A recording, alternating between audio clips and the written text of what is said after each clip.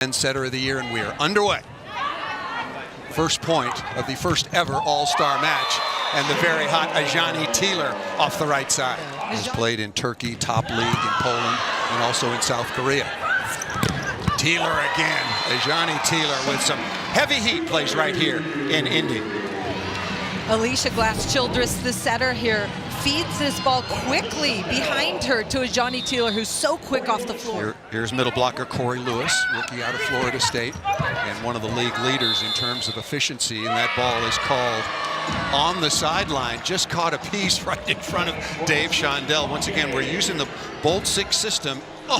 The corner of the corner. The corner Great of the placement by defenders on the left side of the court. 6'2" outside hitter. Her second year in Orlando. Has also played all over the world, and now what a pleasure. And you heard it from both Leah Edmond and Brooke Nuneviller, early leader in kills with 3 along with an ace.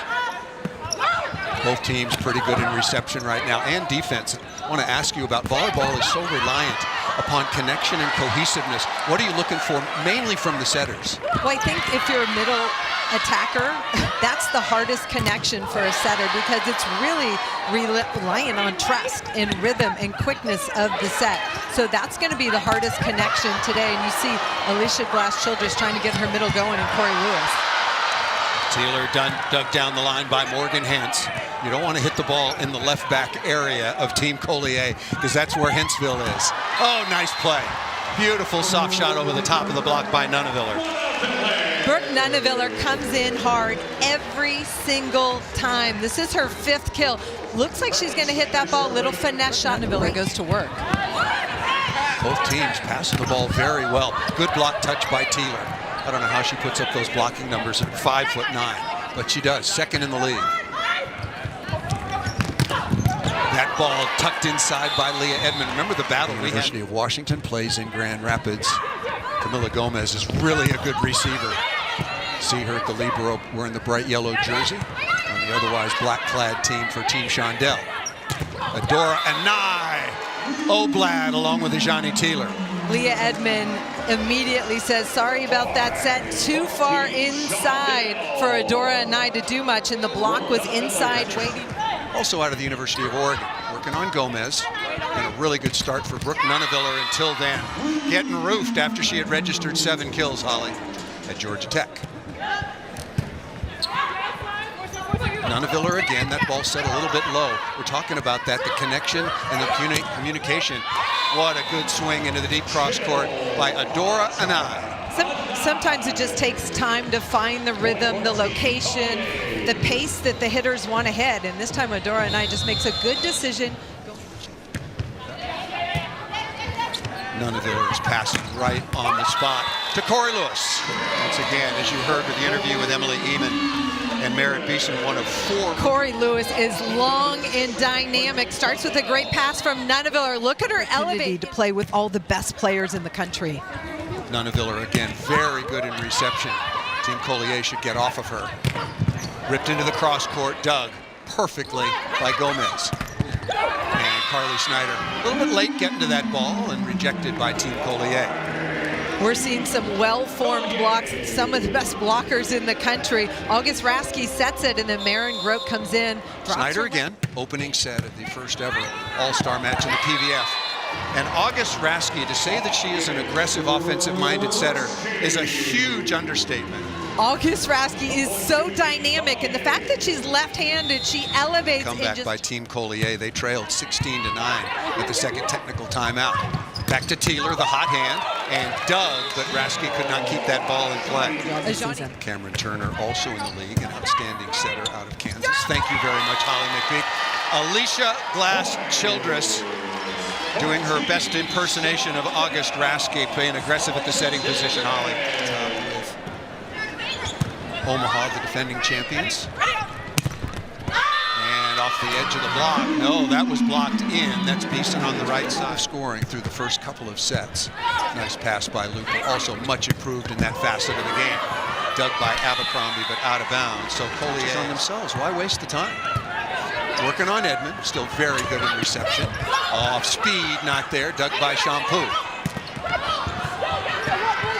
Murr right on target. Ronica Stone slipped in a wet spot. And Brittany Abercrombie, what makes her so effective? She's off to a Green Bay Packers quarterback Jordan Love. Dug right on cue by Stone, but out of reach. 3 kills so far this set. There's Hilly once again. She started the match 3 times. Big Ten Setter of the Year out of Wisconsin. That ball to the floor. Very effective tip. First in the league in total blocks with 39. What a challenge being a middle blocker right out of college at this level. Dug by Nuneviller. Crowd still figuring out who to choose from. Nice play that time by Looper to restart the point. And blocked by Abercrombie. 6'4", originally from Lexington, Kentucky. Played at Penn State and at Nebraska very successfully. Nice play by Hilly. And Cameron Hanna smartly over the top. The defense. Defense we're seeing on both sides of the net, and I love this play by Sydney Hilly. It goes off the outside hand. Sydney Hilly brings it back to the court with her right hand, and then here's Looper. Oh, there's some miscommunication right there. Abercrombie wants to stay in the attacking phase. Quickly to the outside, Nuneviller off the edge, and Hilly can't make the play. Brooke Nuneviller had 7 kills in the openings for the All-American out of Oregon. Plays for Omaha. Part of the championship team last year. Really smart shot. What opens that up for Abercrombie? Brittany Abercrombie can hit with such range that the defenders are on the perimeter. They're spread out, and that really opens up the middle of the court. 15-second set, but most importantly, the cumulative score.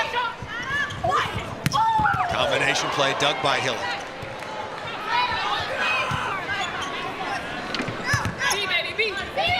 Kaz Brown, combination. Not there, not a good connection. Opportunity here from Team Collier. Good read by Looper. Kylie Murr all over that. Burn at the defensive end. Again, tough collision in the backcourt. Thrown down. Shampoo and Kaz Brown play together in Orlando. Makes that connection a little bit easier, even when they're well spread apart. Definitely. Shampoo, #1 in black, to end this rally. Fast behind her to Kaz Brown. Young girls, and hopefully some PBF prospects in there as well. You were 5 years old when I played in '84. Yes. Oh my goodness. But we both come a long way. Yes, and so has the women's Olympic team. It has, yes. They've medaled in every Olympics. Coming out of the timeout, 20-18, 45-40 cumulative scoring. Talked a lot about going to cumulative scoring internationally, but it's just never found any momentum. It's kind of an interesting concept. Over the top of the block and down. Merritt Beast, elite volleyball player now. Well-trained at UCLA and at Louisville.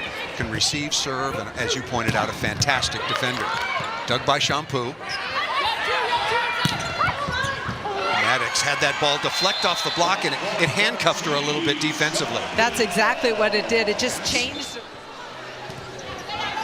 Just underway here in the third. Cumulative score is the most important, and Team Collier has got to come out on fire. Johnny Teeler, speaking of that, was very, very good in the opening set. Coach is doing a good job of getting everybody involved. Looper, very smart shot, restarting the point. Snyder, dug by Rasky. What a good high snapper by Cameron Hanna.